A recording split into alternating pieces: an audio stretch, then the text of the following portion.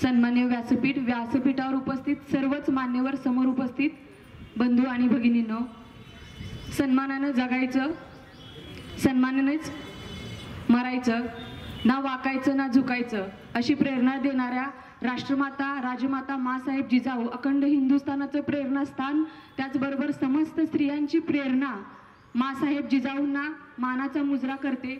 खरं तर गेल्या अनेक वर्षापासून रखडलेलं काम हे आज पूर्णत्वाला जातंय, यातच जास्त आनंद आहे।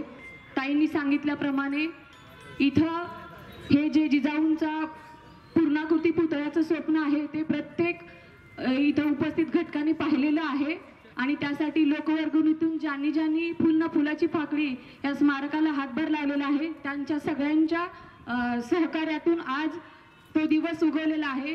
खरं तर माँसाहेबांच्या पूर्णाकृती पुतळ्यासाठी आणि जिजामाता उद्यानासाठी मी भरभरून शुभेच्छा देते आणि दुसरी एक आशा व्यक्त करते की गेली खूप वर्ष 7-8 वर्ष होऊन गेलेली आहेत, पुतळा तयार असताना सुद्धा तो उभारणीचं काम आपल्याकडूनच रखडलं गेलेलं आहे। तर ते आता जशी आपण पायाची सुरुवात केलेली आहे त्याचा कळस लवकरात लवकर व्हावा आणि आमच्या सर्व स्त्रियांचं प्रेरणास्थान असलेल्या माँसाहेब जिजाऊकडून त्यांच्या पूर्णाकृती पुतळ्याकडून बघून आम्हाला समाजात जास्त प्रेरणा मिळते, यासाठी हे काम लवकरात लवकर पूर्णत्वाला जावं अशी आशा व्यक्त करते आणि परत एकदा मी या नूतनीकरणाला आणि जिजामाता उद्यान नूतनीकरण आणि जिजामाता पुतळ्यासाठी शुभेच्छा देते आणि आपले 2 शब्द संपवते।